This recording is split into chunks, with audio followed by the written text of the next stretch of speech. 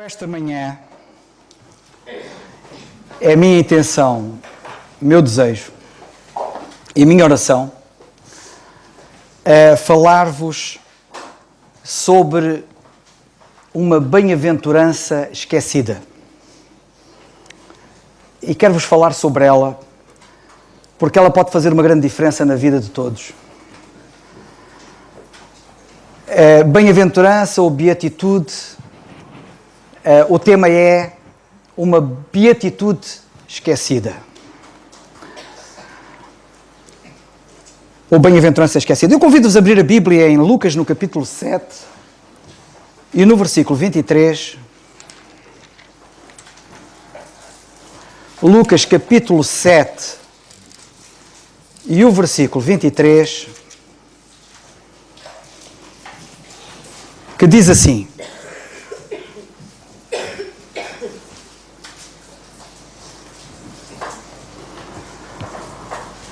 E bem-aventurado, cá está a beatitude ou bem-aventurança.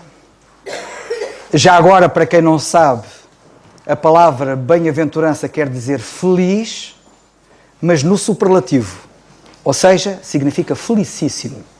Ou, como dizem alguns, felicidade das felicidades. Imaginem o que é a felicidade das felicidades. Portanto, é mesmo felicidade no zénite, no apogeu, no topo, no máximo.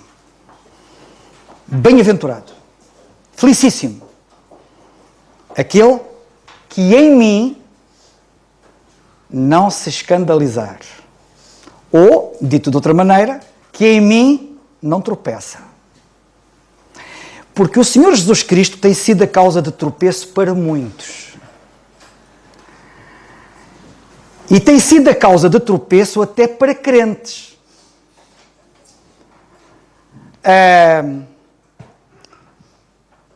Aliás, se vocês virem o contexto das palavras que ele diz, ele está a falar a crentes.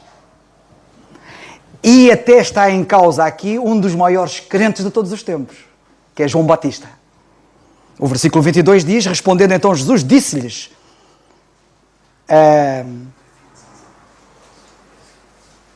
e quem eram eles? Os discípulos de João, como vemos no versículo 18. E o que é que o Senhor disse aos discípulos de João? Ide anunciai a João o que tendes visto e ouvido. Que os cegos veem, os coxos andam, etc. E depois diz no versículo 23, e bem-aventurado é aquele que em mim não tropeça. Isto tinha a ver com o assunto. Com João, com os discípulos de João. Isto tem a ver com crentes. Eu nem vou falar do tropeço que Cristo é para alguns dos crentes. Eu quero falar-vos hoje do tropeço que Cristo pode ser para os crentes. Bem, quando falamos em bem-aventuranças na Bíblia, quando nós falamos nas bem-aventuranças da Bíblia, logo nos lembramos de Mateus capítulo 5.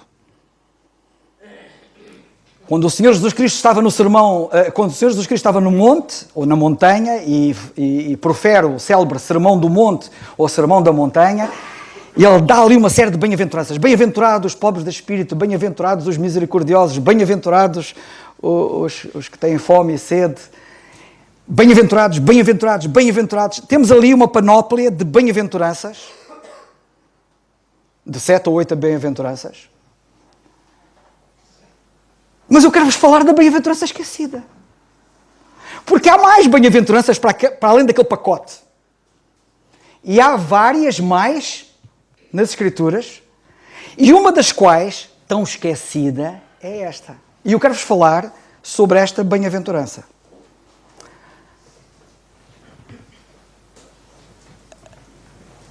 Deixai-me fazer aqui um preâmbulo antes de começar propriamente dito no assunto, que tem a ver com o seguinte. Vocês certamente, quando reparar que nas folhas, que todos os domingos são distribuídas a todos vós, e que hoje tiveram uma folha nova, há um artigo no interior, chamado Amarrados. Acho que é esse o título, não é?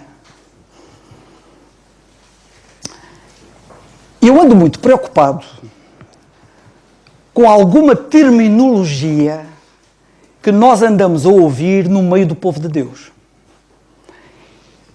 E que é fogo estranho.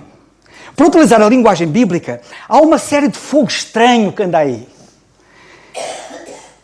São termos que não são bíblicos, que não são de Deus, e eu até direi mais, que são diabólicos. Outro termo que também anda muito por aí são as correntes de oração. Isso é fogo estranho.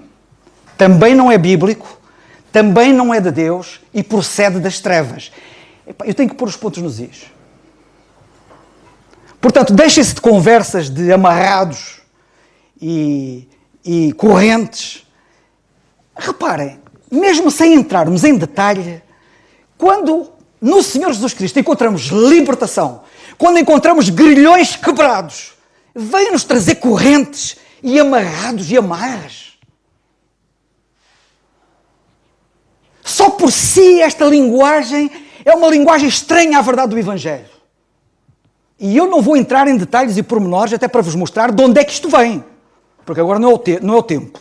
Oportunamente, se o Senhor permitir, e se Ele quiser e se eu puder, espero escrever sobre o assunto.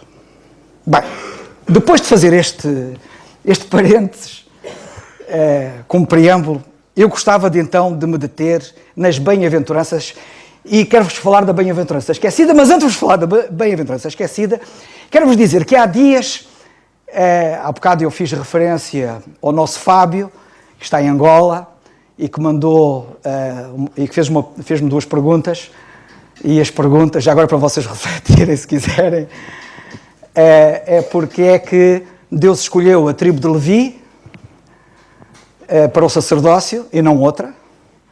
E a outra pergunta é porque é que Deus, quando mandou numerar as tribos de Israel, mandou numerar todas, menos a tribo de Levi. Uma boa pergunta. Ou duas boas perguntas. Reflitam sobre o assunto, eu já lhe mandei a resposta para ele. Há dias recebi também de Angola uma pergunta de uma crente que nós prezamos muito e nós mandamos daqui para ela, porque eu sei que ela vai ouvir isto provavelmente logo à tarde ou à noite, vai ouvir com o Eloy, que é a Graciela. A Graciela, que é a esposa do Eloy, um beijinho para ti, Graciela, e um abraço forte aí ao Eloy e para o Isaac. Um abraço ao Isaac, pequenino. A Graciela há dias colocou uma pergunta que era: o que é que significa pobres de espírito? E eu lá tive que lhe responder a ela o que são os pobres de espírito. Porque a Bíblia diz: bem-aventurados os pobres de espírito, porque Deus é o reino dos céus. O que é que isso quer dizer? E às vezes ouvem-se os maiores disparates sobre o assunto, alguns até dando a entender que um pobre de espírito é um indivíduo que não bate bem da cabeça, que é um atrasado mental, ou coisa do género. Bem, Mateus 5,3 diz assim: bem-aventurados os pobres de espírito, porque deles é o reino dos céus. Pobre de espírito significa humilde. Estou a falar do significado bíblico, não estou a falar do significado pagão, profano, não estou a falar do significado dos que não sabem o que dizem. Estou a falar do significado que Deus atribui à palavra ou à expressão pobre de espírito. Significa andar humildemente diante de Deus e dos homens. E isto como efeito, como resultado da ação da palavra de Deus na sua vida. Sabem como é que Isaías descreve os pobres de espírito? Para vocês verem. Em Isaías 66,2, e eu cito, lemos assim: eis para quem olharei, diz o Senhor, para o pobre e abatido de espírito, e que treme diante da minha palavra. Estão a ver o que é o pobre de espírito? É alguém que treme diante da sua palavra. É alguém, como diz aqui a passagem, está abatido, que se abate, que não se exalta, que se reduz, que é humilde. Temos disto um exemplo na parábola conhecida, chamada parábola do fariseu e do publicano, e que todos nós mais ou menos conhecemos, em que diz a Bíblia que ambos foram ao templo para orar, o publicano e o fariseu. Lemos isto em Lucas, no capítulo 18, versículos 9 a 14. E aquele que era justo aos seus próprios olhos, que era orgulhoso, o fariseu, que tinha falta de humildade, porque ele só dizia eu, isto, eu aquilo, eu faço, eu aconteço. Esse indivíduo não foi aceito, como nós sabemos, pelo Senhor. Porém, aquele que era humilde, o publicano, que nem se sentia digno sequer de entrar no templo, ficou à porta, que não se achava digno, que era verdadeiramente humilde, que estava verdadeiramente abatido, pediu a Deus misericórdia, saiu justificado e foi abençoado. Em Mateus, no capítulo 5, versículo 3, bem-aventurados os pobres de espírito, porque dos tais é o reino dos céus, o Senhor está aqui a enfatizar que os que são verdadeiramente humildes entram no reino. Pai, isto aqui não tenho tempo agora para estar aqui a entrar em pormenores dispensacionais sobre esta questão, porque o reino dos céus não é entrar no céu. Há muita gente que nem sabe o que quer dizer reino dos céus. E pensam que o reino dos céus é sinónimo de céu. Não é. Não é reino nos céus, é reino dos céus. Sendo dos céus, é um reino na terra. E é o reino que o Senhor Jesus Cristo prometeu que viria estabelecer como rei, rei dos reis e senhor dos senhores. E ele disse que os que entram nesse reino são humildes.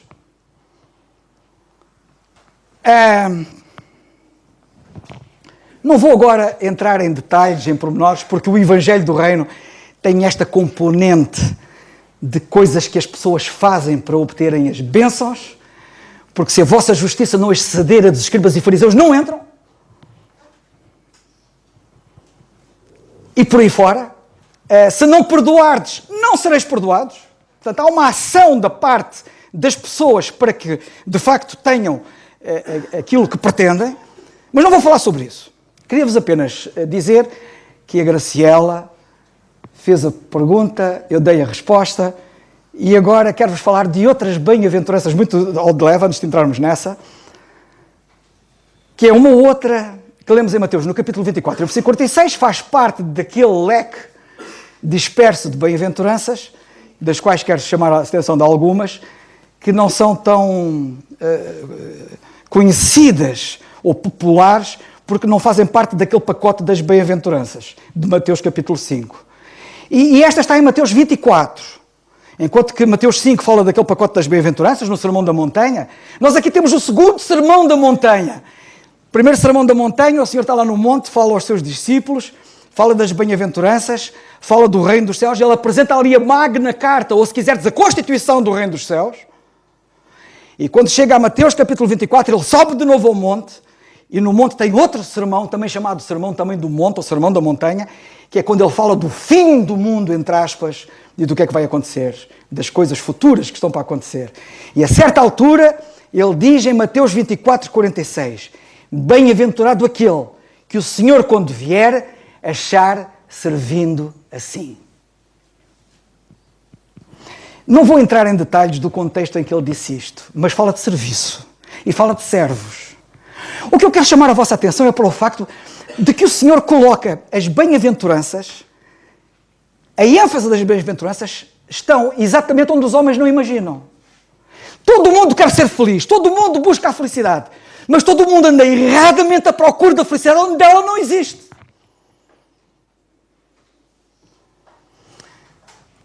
Deixai-me dizer aqui um outro parênteses que tinha a intenção de dizer isto e vou dizer agora, e que é o seguinte. Nós temos aí falsos evangelhos a serem pregados por igrejas que usam a Bíblia e que falam de Jesus Cristo. E um dos falsos evangelhos que anda aí a ser pregado é dizer que as pessoas são felizes se forem curadas. É dizer que as pessoas são felizes se forem mais ricas. É o chamado evangelho da prosperidade e o evangelho da saúde. Quem é que disse que a pessoa é feliz se for saudável e que é feliz se tiver dinheiro? Se vocês quiserem, eu aponto-vos uma série de indivíduos que têm muito dinheiro e têm muita saúde e são muito infelizes. E são muito infelizes. Mas quero-vos dizer que a boa nova, a boa notícia do Senhor para nós hoje, e isto é admirável, é que mesmo que eu nada tenha, nem dinheiro, nem saúde, eu posso ser feliz e devo ser feliz. Quão diferente isto é do que se pregou para aí. E tendo dito isto, gostava de vos dizer o seguinte. Portanto, a felicidade está em servir, notem bem.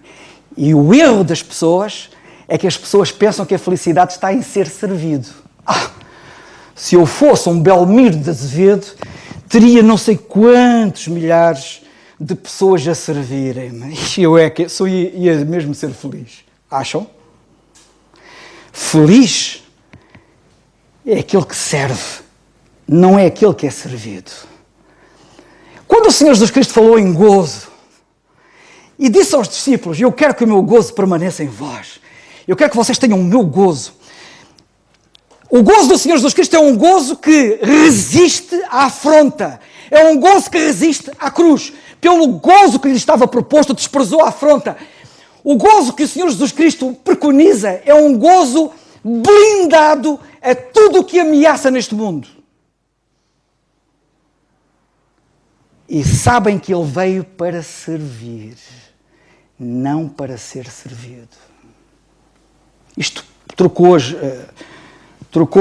os circuitos na cabeça dos discípulos, quando o viram cingir-se, ajoelhar-se, pegar na bacia e na água e numa toalha e lavar-lhes os pés. E ele disse: o gozo que eu tenho, eu quero que vocês tenham. Mas sabem, o meu gozo, o gozo do Senhor é um gozo que é diferente do gozo do mundo. E esta alegria, esta felicidade que só temos em Cristo, temos que perceber como é que ela funciona. Não está em que os outros nos sirvam, mas em que nós sirvamos os outros. Por exemplo, vocês vieram aqui hoje. Vocês de alguma forma estão a ser servidos. Mas não se enganem. A vossa felicidade real, substancial, de facto, não reside no facto de serem servidos, por muito bem servidos que sejam, mas em vocês servirem. E a pergunta que eu deixo no ar é esta: que serviço posso eu prestar aos outros e a Deus? Eu podia falar muito ao longo dessa linha, mas vou passar adiante. Outra bem-aventurança está em Lucas capítulo 11, versículo 28. E ele disse assim: bem-aventurados, mas ele disse, antes bem-aventurados, ou felizes, ou felicíssimos, os que ouvem a palavra de Deus e aguardam.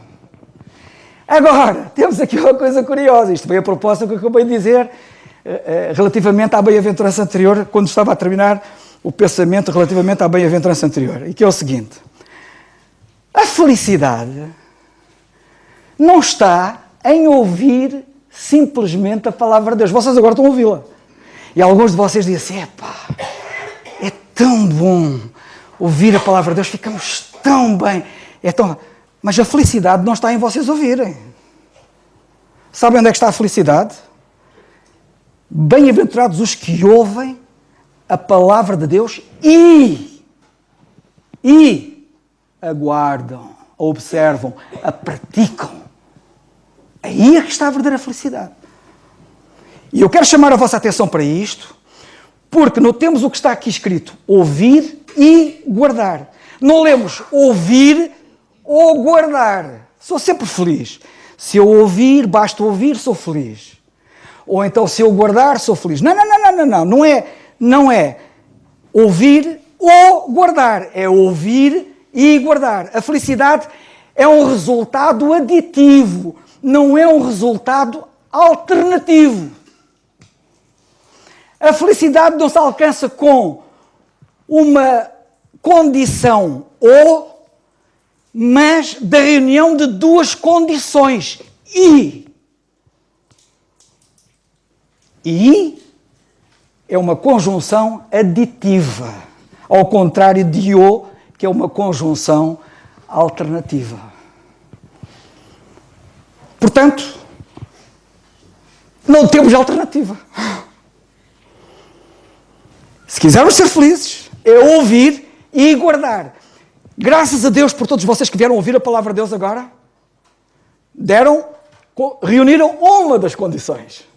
Mas agora precisam de reunir e adicionar a outra condição, que é guardar a palavra de Deus. E então depois falem comigo e depois vamos conversar se de facto são felizes ou não.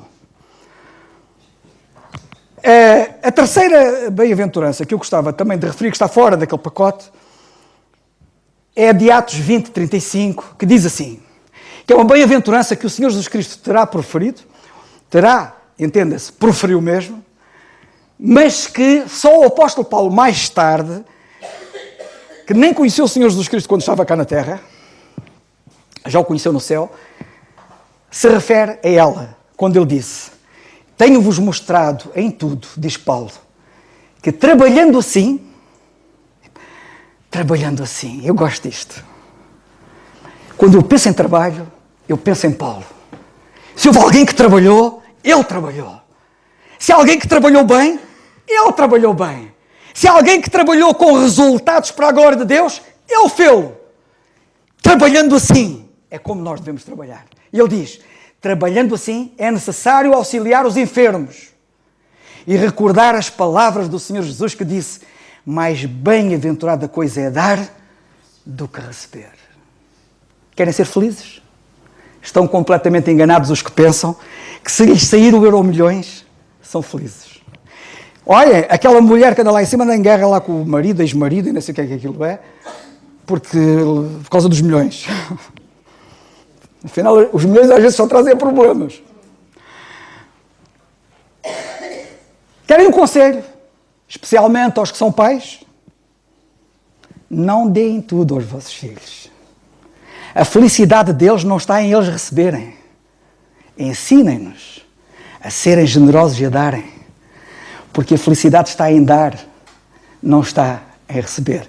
As crianças que recebem e só recebem, são egoístas e são infelizes. Eu bem vejo as birras delas, lá no supermercado e nos hipermercados, a fazer aquelas birras aos pais e às mães e gritam e berram e quero, e os pais vêm-se aflitos com eles. São os infelizes. Bem, vamos adiante. Lucas 7, versículo 19 a 28. Esta é a passagem-chave da mensagem 2. A bem-aventurança esquecida, aquela que eu considero ser a bem-aventurança esquecida. Eu digo que é uma bem-aventurança esquecida porque esta tem sido mesmo esquecida e eu quero vos falar dela. Esta bem-aventurança, se vocês a perceberem, pode mudar a vossa vida completamente. Estamos a falar de felicidade. E hoje resolvi, diante do Senhor, em que vocês iam sair daqui todos felizes. Eu quero que vocês sejam felizes, saiam felizes e vivam felizes. E então, para vocês perceberem o contexto em que aquela bem-aventurança está, de João Batista e dos discípulos, lemos assim. Versículo 19. E João, chamando 2 dos seus discípulos, enviou-os a Jesus, dizendo: és tu aquele que havia de vir ou esperamos outro?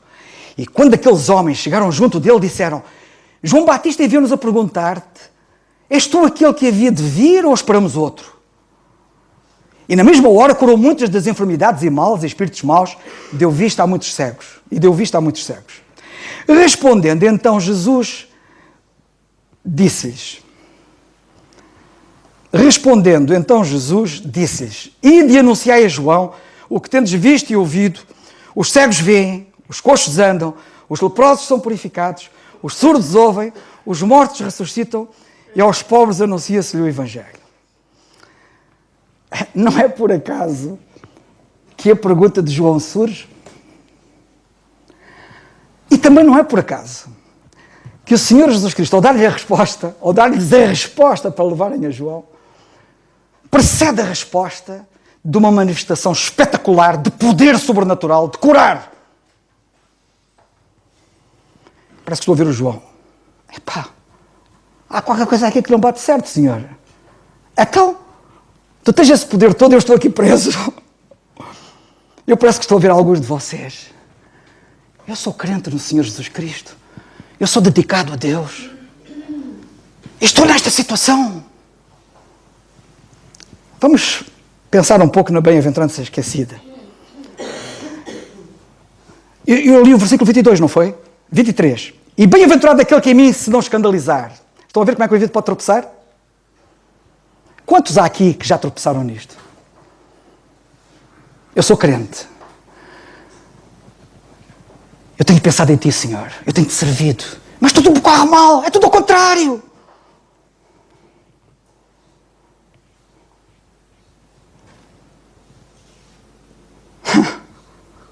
Vais tropeçar nisto? Já vamos lá. E tendo-se retirado, os mensageiros de João começou a dizer à multidão acerca de João: que saístes a ver no deserto? Uma cana abalada pelo vento? Que saístes a ver? Sabem de uma coisa?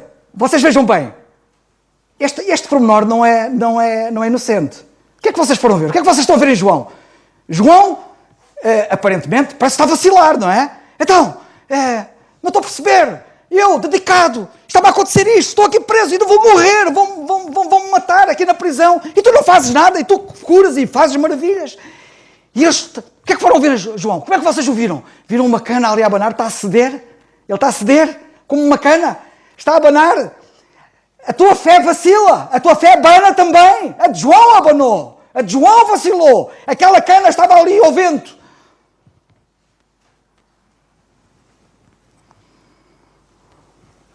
Mas que saíste a ver? Um homem trajado de vestes delicadas? Não. Era um homem modesto, com vestes andrajosas. Vocês têm a descrição até da forma como ele estava vestido, quando ele pregava.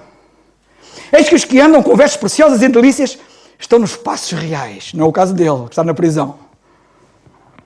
Mas que saíste a ver? O que é que saíste a ver? Saíste a ver um indivíduo ali a vacilar e ali a abanar na sua fé? Saíste a ver um profeta? Sim! Vos digo que vocês saíram a ver um profeta. E muito mais do que um profeta. Isto é aquele de quem está escrito: eis que envio o meu anjo dentro da tua face, o qual preparará dentro de ti o teu caminho. E eu vos digo que entre os nascidos de mulheres não há maior profeta do que João Batista, mas o menor no reino dos céus é maior do que ele. Mas não há maior profeta do que João Batista. Isto dá cabo de mim, sabem? Que Deus, o meu Deus! Como é que é possível eu tropeçar? Aquele que me ama e que prova que me ama. Tropeçar? Epá, quando vocês forem tentados a pensar onde é que está o meu Deus, nesta altura, alguns até dizem, quando eu mais precisava dele, onde é que ele estava? O quê? Notem numa coisa curiosa. João estava a abanar como o vento, não estava como uma cana a abanar. Epá, a gente olha para aquilo e a gente vê aquilo a abanar. Não é? Aquilo abanou. Ele ali teve dúvidas, ele ali vacilou, certo? Primeira nota para vocês registarem e nunca se esquecerem. O Senhor não repreendeu João. A coisa mais maravilhosa do meu Deus para comigo é que, apesar da minha fraqueza, Ele ama-me incondicionalmente. E mais, sabem o que é que ele disse de João? No dia em que João Batista fez o seu comentário mais pobre e mais infeliz acerca do Senhor Jesus Cristo, se era ele ou se esperavam outro, no dia em que João Batista fez o seu comentário mais infeliz e mais pobre acerca do Senhor, Jesus disse a melhor coisa que podia ser dita acerca de João. Ele é o maior de todos os profetas. Meu Deus, dá cabo de mim. A sério, isto não há hipótese. Que graça para connosco também. Se Ele morreu por nós, como lemos em Romanos, quando nós éramos pecadores, como é que Ele não nos dará, com Ele, todas as coisas? Deixai-me dizer uma coisa. Se esta é a porção que o crente tem, visto em João Batista, reparem que no pior dele, o Senhor diz o melhor, dele, se esta é a porção que o crente tem em Cristo, não é? Se a porção do crente no seu pior é esta, qual será a minha porção no meu melhor? Hã? Epá, Vocês pensam que eu estou aqui em briga convosco? Eu disse que era para sair daqui felizes. É para isto é que faz uma pessoa feliz. Eu sou feliz, mesmo. Porque se a minha porção no meu pior é esta, imaginem a minha porção no meu melhor. A resposta do Senhor para João é simples.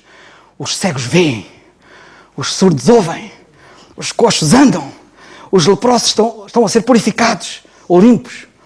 Os pobres têm o Evangelho pregado a eles. Por outras palavras, sabem o que é que o Senhor está a dizer? Isto temos que pensar bem naquilo que Ele está a dizer. Ele está a dizer assim, por outras palavras. Eu estou a cumprir o programa divino traçado. O cronograma está a ser seguido à risca. Tal como estava planeado. Não estava dito que os cegos iam ver e os coxos andar e os leprosos serem limpos? Não está escrito. Olha, está tudo a ser cumprido. O cronograma, o planeamento, não é um planeamento como o dos homens que não se cumpre, é um planeamento que está a ser cumprido à risca. Olha, deixa-me dizer-te uma coisa. Se calhar não é aquilo que tu esperavas. Se calhar não é aquilo que tu esperavas. Mas não te aborreças comigo. Não fiques aborrecido. Não tropeces em mim. Se calhar não é aquilo que tu esperavas. Mas olha, mas tenho uma coisa para ti. Sê feliz. Não te revoltes. Sê feliz. Não fiques amargurado. Sê feliz. A felicidade está garantida mesmo no nosso pior. No nosso pior.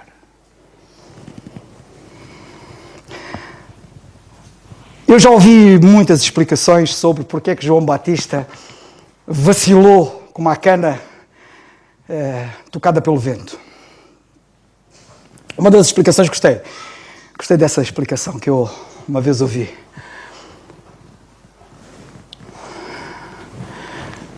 Eu não sei como é que estava João Batista na prisão,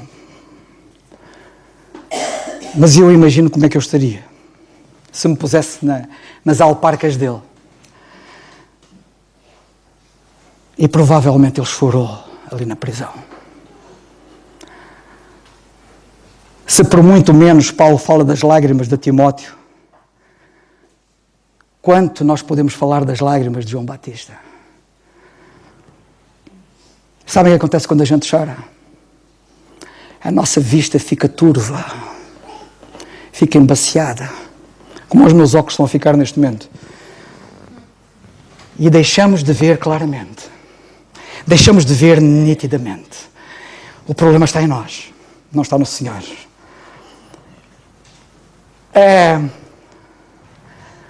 Nós vivemos em dias de masmorras, de prisões. Há muita gente presa por aí, masmorras e prisões. E o que eu temo é que alguns de nós nos deixemos prender nas garras do gigante desespero. Há um gigante que é o gigante desespero e quer nos deitar a mão, para nós desesperarmos. Não deixem. Sabem o que é que o apóstolo Pedro diz? Sabem que a carta de Pedro, a primeira carta de Pedro, para quem não sabe, a primeira carta de Pedro, sabem qual é o tema da primeira carta de Pedro? Sofrimento. Se quiserem saber qual é o assunto que Pedro está a tratar ali na primeira carta que ele escreve, é sofrimento. Sofrimento. Desde o princípio até o fim. Sofrimento. Sofrimento. É impressionante e o que podemos aprender acerca do sofrimento. E uma das coisas que ele diz, no capítulo 4 e no versículo 12, ele diz assim: amados, não estranheis a ardente prova ou provação, ou tribulação, não estranheis a ardente prova que vem sobre vós para vos provar, para vos tentar. Como se coisa estranha vos acontecesse. Sabem de uma coisa? Quem quiser viver piamente em Jesus Cristo, disse Paulo, padecerá perseguições. Vocês pensam que quê? Pensavam que isto aqui era pera doce? Mas não estranha, é normal. Vivemos num mundo em que Satanás impera. Ele é o Deus deste século, ele é o príncipe deste mundo, não é? O sistema é maligno, é iníquo, e nós estamos aqui. Nós sentimos-nos mal neste mundo. Nem ninguém nos entende, nem ninguém nos conhece. Nós sofremos. Só pelo facto de sermos crentes, temos que obrigatoriamente sofrer. Porque a maior parte das pessoas pensa tudo ao contrário, pensa tudo errado, pensa tudo mal. Nós só por isso sofremos.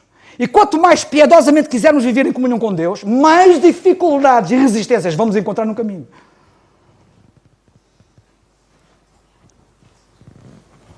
E eu quero chamar a vossa atenção para o facto de que isto é normal. Isto não é uma coisa estranha, é normal. Agora, o que é importante e maravilhoso ver é que mesmo na circunstância mais difícil está-nos garantida bem-aventurança. E eu tenho uma bem-aventurança, diz o Senhor, tenho uma felicidade fantástica para ti, se não tropeçares em mim.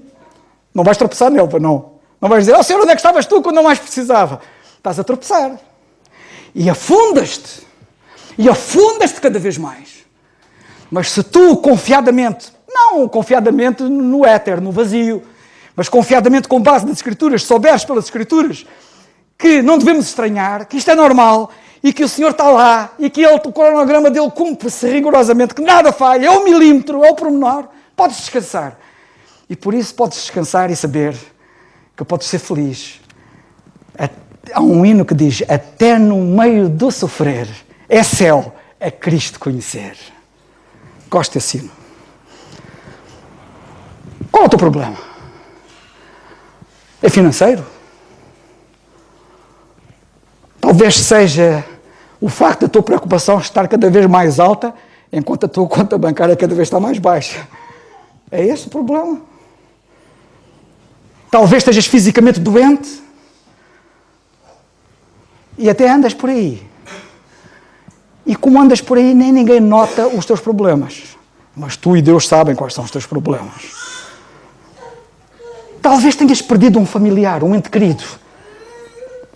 E uma mortalha de melancolia cobre a tua alma. Eu não sei.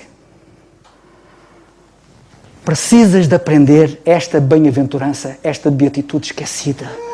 Não te esqueças dela, nunca. Sabem que João Batista não foi o único que tropeçou? É para você, se o maior dos profetas tropeçou, já estou a ver o andar da carruagem, não é? Os outros que não eram tão grandes como ele, como é que seria? Eu não vou entrar em detalhe na Bíblia inteira, mas vocês até se lembram de alguns casos, certamente. Mas vamos pensar apenas nos discípulos do Senhor Jesus Cristo. Sabem o que é que nós lemos a certa altura quando o Senhor foi à cruz?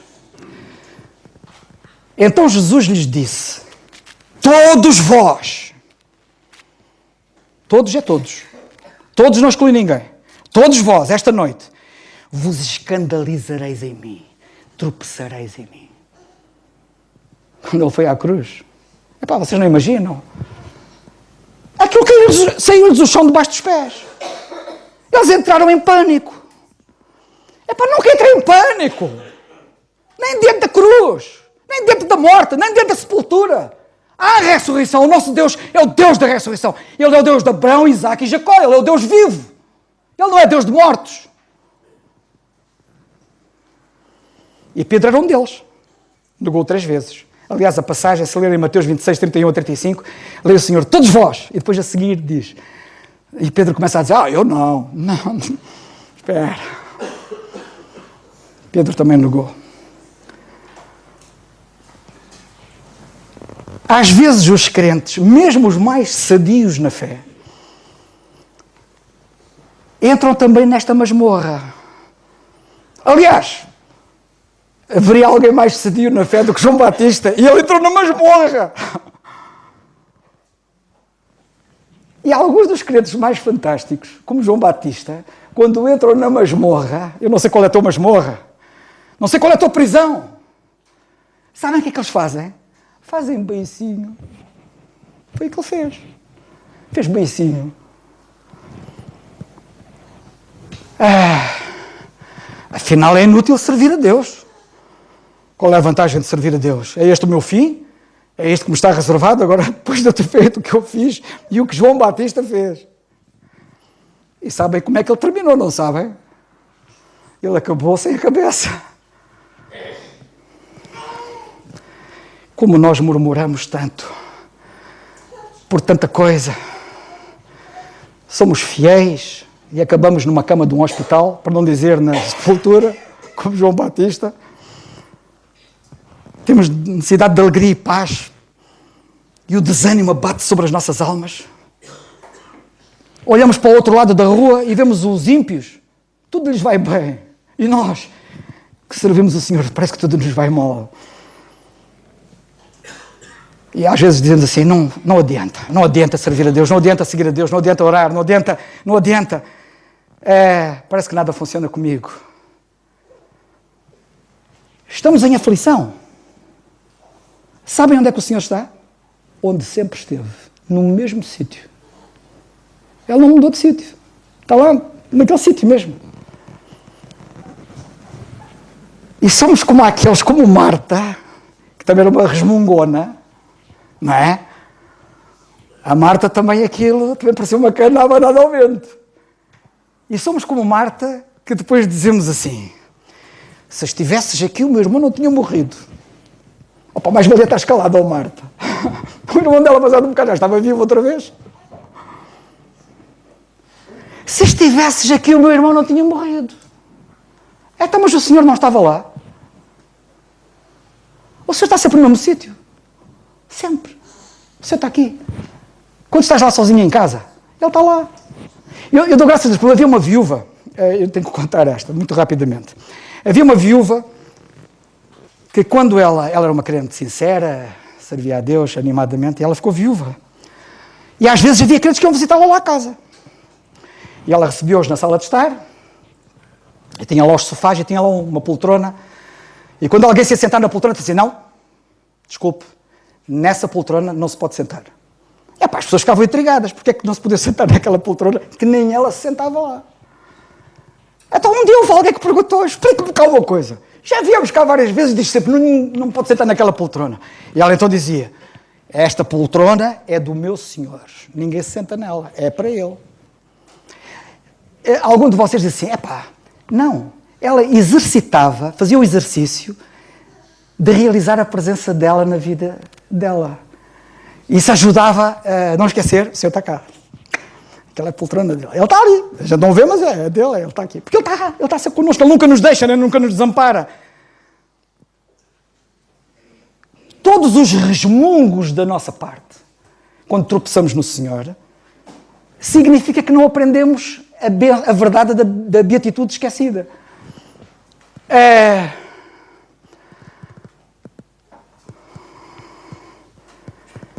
Sabem de uma coisa?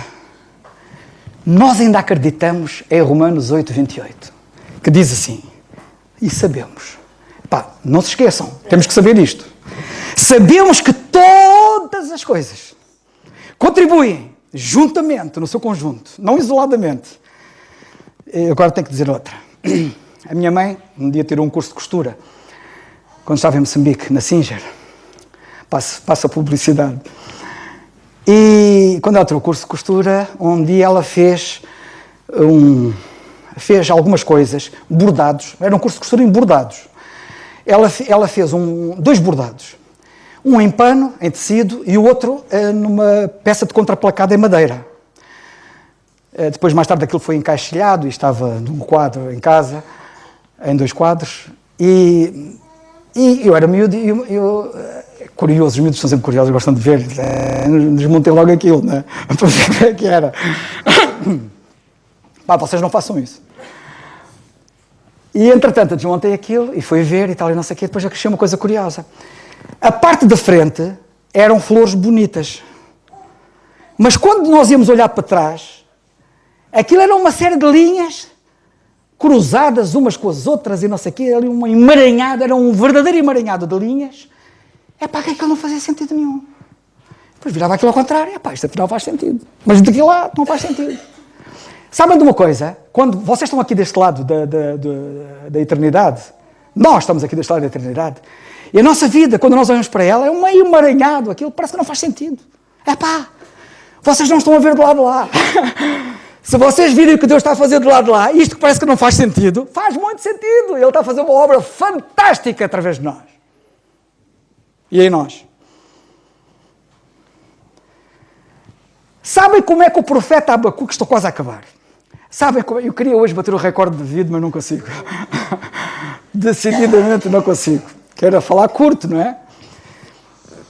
Quando Abacuque, o profeta Abacuque, começou o seu livro de Abacuque, que é um livro pequeno, podem lê-lo, até aconselho que leiam. Uma forma de lerem a Bíblia. Ele começou o seu livro que ele começa de beicinho. Estava de beicinho também.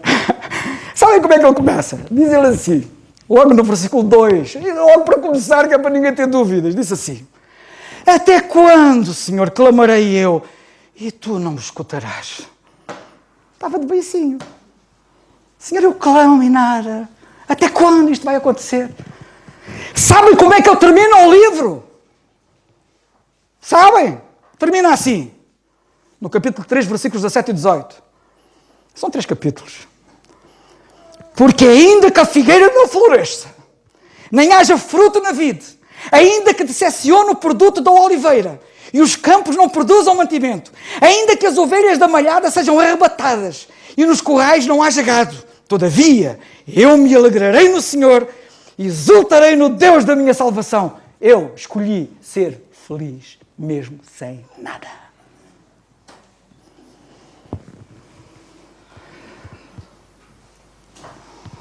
Lembra-se de Tomé? Era o homem das dúvidas. Se calhar algum de vocês aqui é duvidoso também, anda com dúvidas. Epá, olha, eu ando cá há uns anos, e a palavra de Deus dissipa-me as dúvidas todas. Este livro não é humano.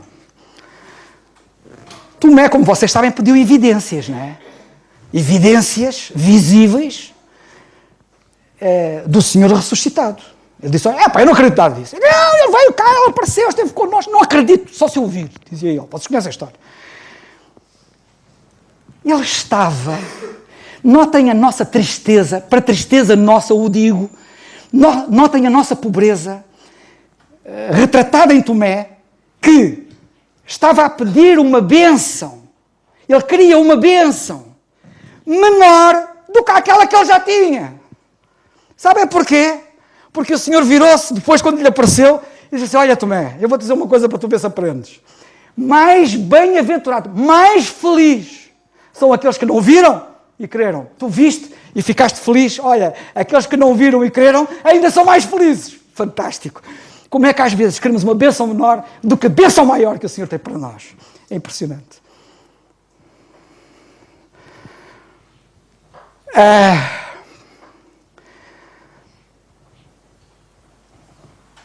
Nós precisamos de ter a consciência que as coisas não são como nós queremos, não são como nós pensamos, não são como nós desejamos. E nós às vezes até parece que queremos dar ordens a Deus e lições. Sabe, às vezes diz assim: pá, tanta chuva, epá, tanto frio. Eu dou graças a Deus porque é Deus que controla o tempo. Porque se fosse um de nós a controlar o tempo, vocês fugiam todos. Isto era insuportável. Porque íamos tomar as decisões mais loucas que a gente pode imaginar. Mas isto não funciona como a gente quer. Funciona como Deus quer. E Deus faz tudo bem feito. Há muito que é desconcertante. Ficamos assim. Não estou a perceber isto. Isso acontece, não é? Não percebermos. Podemos não perceber. E há muita coisa que a gente não percebe. Mas há uma coisa que a gente pode confiar nele.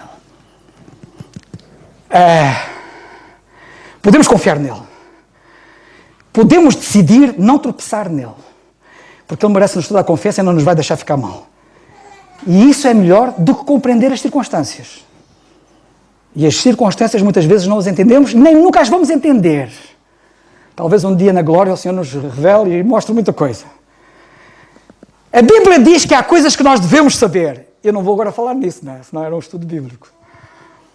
A Bíblia diz que há coisas que nós, como crentes, devemos saber. Não sabeis isto, não sabeis isto. E a Bíblia diz que nós devemos saber isto e aquilo e tal. Coisas que nós devemos saber. Há algumas coisas que a Bíblia claramente diz que nós não devemos saber. Não vos pertence saber os tempos e as estações, disse o Senhor um dia. Seríamos mais felizes, deixai-me dizer, se gastássemos o tempo que nós temos e não o desperdiçássemos tentando compreender o incognoscível, acho que disse bem a palavra difícil.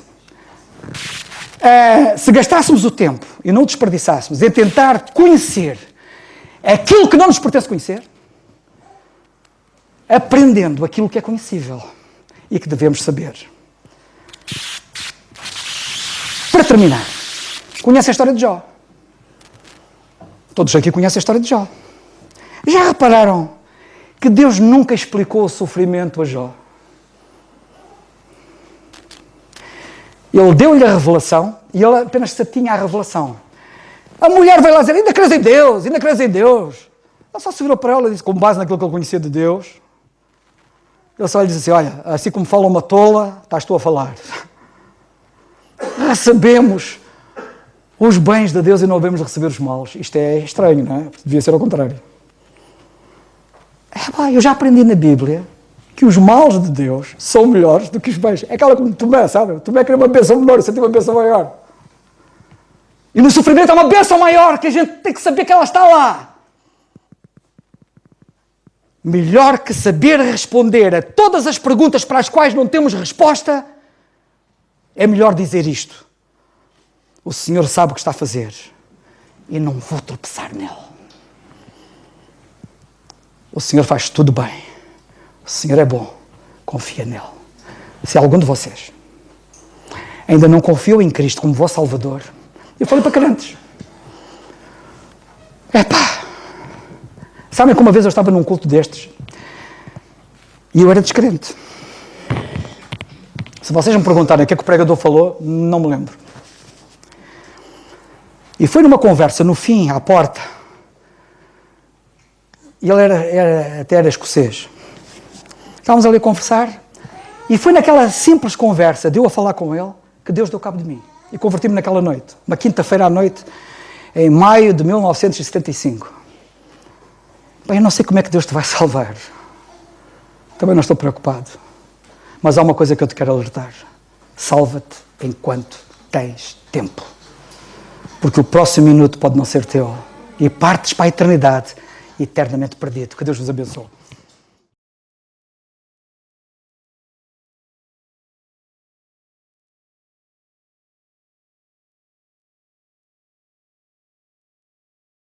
Eu dou graças a Deus. Nós ontem de manhã, quando estivemos aqui reunidos e quando saíamos, íamos os dois a pé, eu e o Carlos assim, amanhã eu vou pregar em 5 minutos, vou pregar menos que o David. E eu só ouvi, mas não comentei nada, eu não disse absolutamente nada. Mas eu dou graças a Deus porque é mesmo assim, é o Carlos no seu melhor, o David no seu melhor. Um usa o tempo de uma maneira e o outro usa o tempo de outra maneira. E eu dou graças a Deus porque é mesmo assim o Senhor a trabalhar. Uma das coisas que eu queria só vos dizer é, uma vez andavam dois homens, um ao lado do outro, e um lá está a propósito desta bem-aventurança esquecida, e um dizia assim, pois é, isto o Senhor, a minha vida está um caos, o Senhor deixou, a torneira da bênção do Senhor fechou-se. E o outro disse assim, o problema é que tu estás a pôr o copo no sítio errado.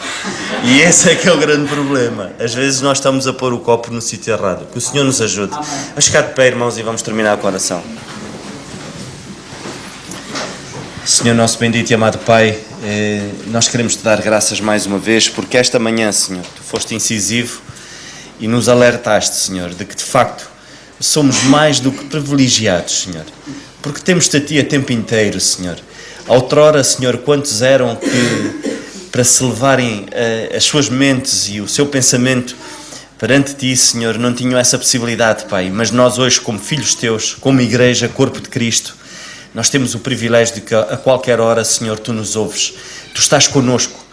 Tu habitas dentro de cada um de nós, Senhor. E obrigado por isso. Obrigado por essa certeza eterna, Senhor, e obrigado porque há coisas que nós devemos saber, e uma delas, Senhor, é que o Senhor Jesus Cristo morreu por qualquer um de nós, Senhor. Ó Pai, graças te damos mais uma vez pela Tua palavra esta manhã, te agradecemos por todos aqui, pelos Teus filhos que aqui estão presentes, e se ainda está aqui alguém, Senhor, que ainda não te aceitou, que o possa fazer hoje, Senhor, porque a hora é esta, Senhor.